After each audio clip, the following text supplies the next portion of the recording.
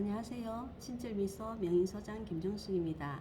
이제 2022년 12월이 얼마 남지 않았습니다.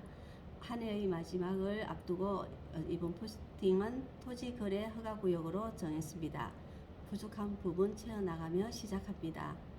토지거래 허가구역은 토지의 투기적인 거래가 성행하거나 성행할 우려가 있는 지역 및 지가가 급격히 상승하거나 상승할 우려가 있는 지역에 땅 투기를 방지하기 위해 설정하는 구역으로 1979년 처음 도입되었습니다. 5년 이내의 기간을 정하며 토지거래 허가구역으로 지정하며 계약 당사자는 반드시 그 토지 관할 시장, 군수, 구청장의 허가를 받아야만 하고, 만약 허가를 받지 않고 토지거래 계약을 체결하면 그 효력은 무효로 합니다. 허가의 성질에는 여러 논란이 있지만 규제 지역 내에서도 토지 거래의 자유가 인정되나, 다만 위 허가의 유동적 무효 상태에 있는 법률 행위의 효력을 완성시켜주는 인가적 성질을 띠는 것이 타당하다라고 판례는 보고 있습니다.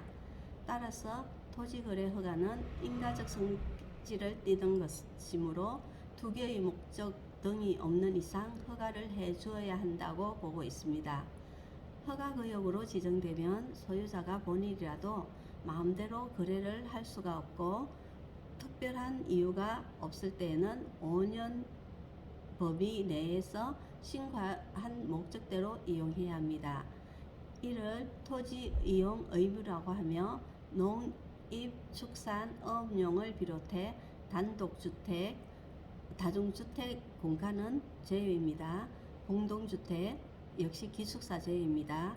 복지 편의시설용 등은 2년이고 현장 보존의 목적으로 허가받은 경우에는 5년의 기간을 두고 있습니다.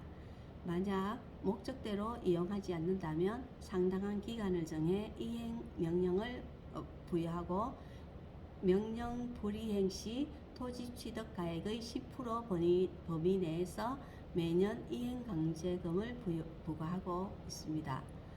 토지 거래 허가구역으로 지정되면 실수요자 이외에는 일정 규모 이상의 토지를 매입할 수 없는데, 도시지역 내의 경우 주거지역 180제곱미터, 상업지역 200제곱미터, 공업지역 660제곱미터, 녹지지역 100제곱미터 초과할 경우, 그리고 도시지역 이외는 250제곱미터, 농지는 500제곱미터, 임야는 1000제곱미터 초과하는 토지를 구입할 경우 실수요자임을 입증해 시장, 군수, 구청장의 허가를 받아야만 합니다.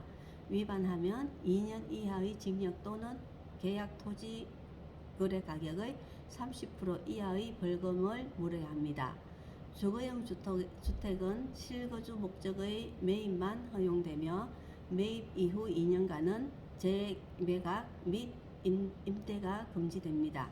만약 규정을 위반했다면 공시지가의 30% 이하의 벌금 또는 2년 이하의 징역에 해당됩니다.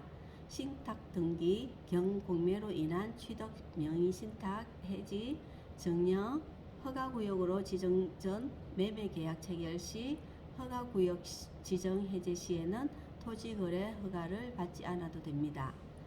지정지역 내 부동산 매매를 허락받기 위해서는 매도자 및 매수자가 공동으로 관할관청에 신청 서류를 제출해야 합니다.